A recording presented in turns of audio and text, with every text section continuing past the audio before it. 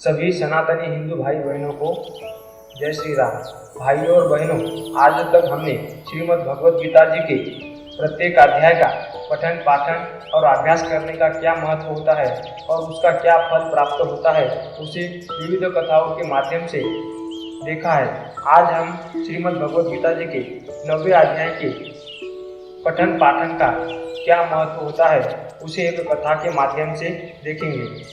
भगवान शिव पार्वती माता को यह कथा कह रहे हैं। भगवान शिव कहते हैं, पार्वती, अब मैं आदर पूर्वक 90वें अध्याय के महात्म्य का वर्णन करूंगा, तुम स्थिर होकर सुनो। नर्मदा के तट पर महिष्मती नाम की एक नगरी है। वहाँ माधव नाम के एक ब्राह्मण रहते थे जो वेद वेदांगों में तत्वज्ञ और समय समय पर आने वाले अतिथियों के प्रेमी थे। उन्होंने विद्या के द्वारा बहुत धन कमाकर एक महान यज्ञ का अनुष्ठान किया। उस यज्ञ में बलि देने के लिए एक बकरा मंगाया गया।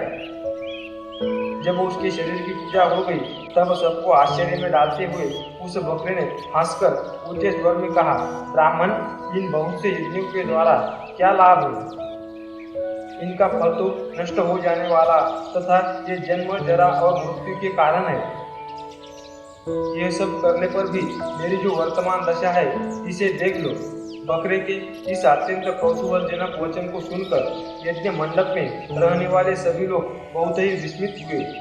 तब वे यजमान ब्राह्मण हाथ जोड़कर अपलक नेत्रों से देखते हुए बकरे को प्रणाम करके आदर के साथ पूछने लगे। ब्राह्मण बोले, आप किस जाति के थे?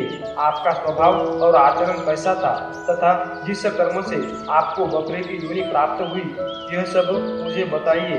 बकरा बोला, ब्राह्मण, मैं पूर्व जन्म में ब्राह्मणों के अत्यंत निर्मल कुल में उत्पन्न हुआ था। समस्त यज्ञों का अनुष्ठान करने वाला और वेद विद्या में प्रवीण था। एक दिन मेरी स्त्री ने भगवती दुर्गा की भक्ति से विनम्र होकर अपने बालक के रोग की शांति के लिए बलि देने के निमित्त मुझसे एक बकरा मांगा।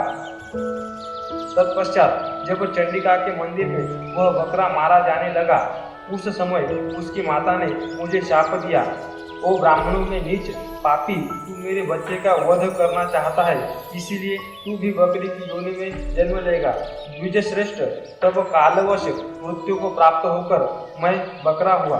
यद्यपि मैं पशु योनि में पड़ा हूँ तो भी मुझे अपने पूर्व जन्मों का स्मरण बना हुआ है। ब्राह्मण, यदि आपको सुनने की उत्कंठा है तो मैं एक बार और भी आश्चर्य की बात बताता हूँ। कुरुक्षेत्र नामक एक नगर है जो मोक्ष प्रदान करने वाला है। वहाँ चंद्र शर्मा नामक सूर्यवंशी राजा राज्य करते थे। एक समय जब सूर्य ग्रहण लगा था, राजा ने बड़ी श्रद्धा के साथ काल पुरुष का दान करने की तैयारी की।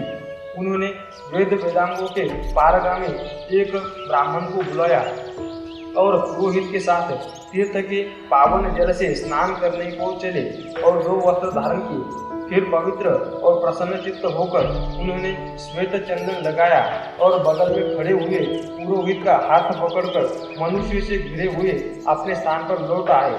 आने पर राजा ने यथोचित विधि से भक्तिपूर्वक ब्राह्मण को काल पुरुष का दान किया।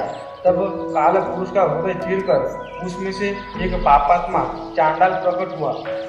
फिर थोड़ी देर के बाद निंदा भी चांडाली का रूप धारण करके काल पुरुष के शरीर से निकली और ब्राह्मण के पास आ गई। इस प्रकार चांडालों की वह जोड़ी आंखें लाल किए निकली और ब्राह्मण के शरीर में हठात प्रवेश करने लगी। ब्राह्मण मन ही मन गीता के 9वें अध्याय का जप करते थे और राजा चुपचाप यह सब कौतुक देखने लगा। ब्राह्मण के अंतःकरण में भगवान गोविंद शयन करते थे, वे उन्हीं का ध्यान करने लगे। विष्णु दूतों द्वारा पीड़ित होकर वे दोनों चांडाल भाग चले। उनका उद्योग निष्फल हो गया। इस प्रकार इस घटना को प्रत्यक्ष देखकर राजा के नेत्र आश्चर्य से चकित हो उठे। उन्होंने ब्राह्मण से पूछा, विप्रवर, इस भयंकर आपत्ति को आपने कैसे पार किया? आप ब्राह्मण ने जब गीता के 9वें अध्याय का जप करते हुए भगवान का ध्यान किया उस समय गीता के अक्षरों से प्रकट हुए किस मंत्र का जप तथा किस देवता का स्मरण कर रहे थे? वह पुरुष तथा स्त्री कौन थी?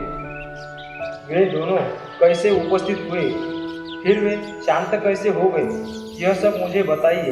ब्राह्मण ने कहा, राजन, चांडाल का रूप धारण करके भयंकर पाप ही प्रकट हुआ था तथा वह स्त्री निंदा की साक्षात मूर्ति थी। मैं इन दोनों को ऐसे ही समझता हूँ। मैं उस समय गीता के 9वें अध्याय के मंत्र की माला जपता था। उसी का महात्म्य है सारा। संकट दूर हो गया। महीपते, मैं नित्य ही गीता के 9वें अध्याय का जप करता हूँ।